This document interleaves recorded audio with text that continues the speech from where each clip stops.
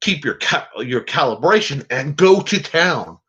When you have your form right, add that speed in there. You want to be able to maintain your calibration and control at all times, doing whatever you're doing, whatever technique you're doing, without it breaking up your ability to talk, which is why I talk to my students a lot during bouts. And you want to be able to keep that control and focus even when you're moving as fast as you can. And music helps. Now we're at the last 10 minutes, so I need to take a moment and start winding down a bit. I didn't even take my usual hour stop, and I'm only about halfway through my beverage, so I'm a little parched.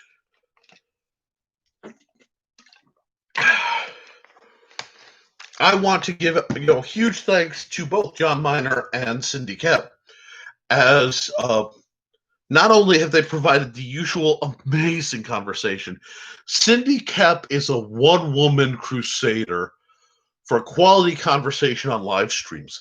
She goes on Brian's stuff, Brian K. Morris of Rising Tide Publishing. You should follow him. Goes on a few other people. Anytime I'm watching one and I see her name come up, I know an intelligent question is going to rise up. John Miner is an old dear friend, and we have a tremendous history. Things are rough, and I'll be honest, I lost a lot of supporters due to the financial needs of COVID, and I don't fault any of them, okay, because I understand what's going on. But it makes me appreciate people like Cindy Kep, like Steve Augusta, who are my remaining patrons, and people like John Miner and Steve Clausen and Brian K. Morris, and again Cindy Kep for a whole nother reason, who through other channels provide financial material and other support. I don't hear from my more active guildies as much as I used to, again because of the lockdown and work. But I am eternally grateful for the opportunity to serve them and the kindness they've shown. This goofy creature before you. These are dark days, guys, and we should always really, really appreciate the folks who put any light out there. So I thank you. If you guys like what I'm doing, one, if you haven't liked this video, please do, and please share it so that other people know either when I'm streaming or what's going on. Also, be watching, per my word, in about 2 hours, assuming I'm still awake and I haven't collapsed. I'll be putting 4 videos on Supernatural Defense up, a whole playlist, basically, that my patrons got to see. I'll be putting up public. So I'm really looking forward to that. I will also be appearing Tuesday, November 3rd. Yes, that's election night. On Brian K. Morris's clever title, Pending. I will be doing this. Well, thank you. John Miner says the great discussion tonight. Cindy Kep says the vids are fascinating. As one of my Patreon patrons, my speech puppet, she got to preview them pretty much as soon as I got them out. They got the links.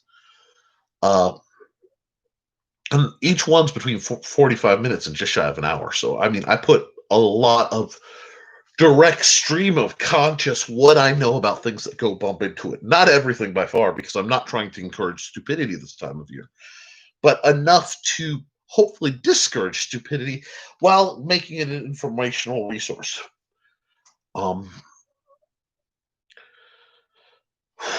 So, getting back to what I was saying, this Tuesday, during election night, November 3rd, I will be on Clever Title Pending.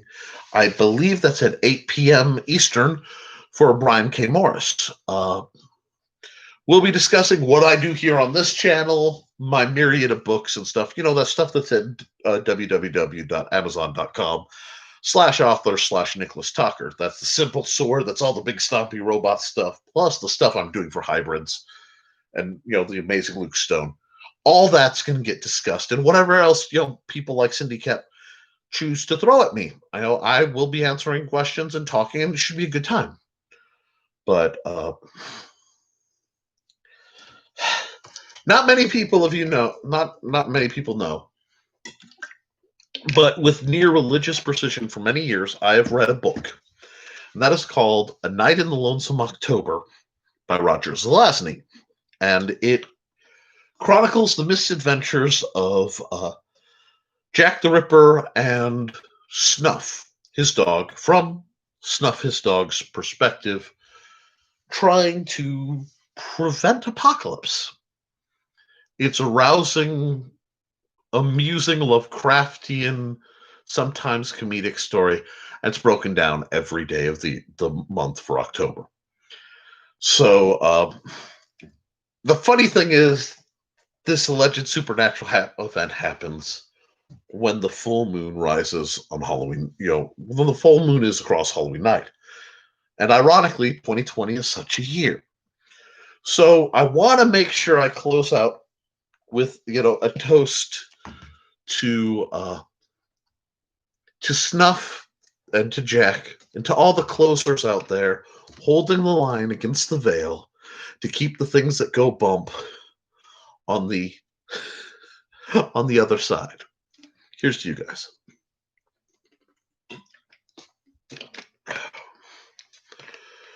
Now, other than that, my only advice, is, John Miner says, I want to cross swords with Miss Indy. Oh, Miss Cindy, I assume. Someday, guys, someday when the storm has passed. No, John. I type with a hand that does this. Big fingers, it doesn't bother me. When this is all past, I can't wait to hug my friends. I can't wait to have you come over. But at the same time, even though I'm occasionally mocked in circles, I will maintain a rigid protocol to prevent the spread. I as a librarian in a very small town, I would be a vector for my community. And likewise, if I brought something up to my family up north, I would never, ever forgive myself if it went either way. So I have to be very, very cautious.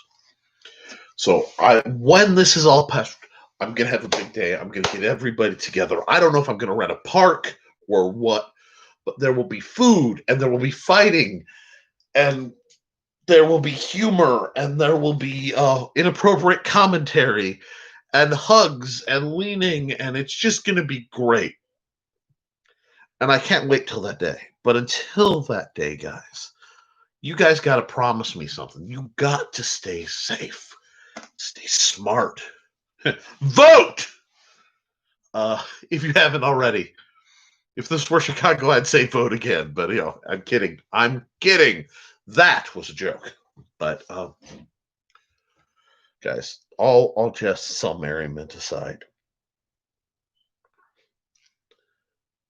I hope by this time next week, things are better. And I hope in my soul that everyone makes it out and that I can see you again.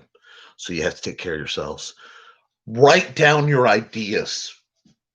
Write down your dreams, your missions, because we don't know. We're all on borrowed time. And other than that, all I can say is stay safe, be kind to each other and yourselves. And as always, folks, please support your local sword master.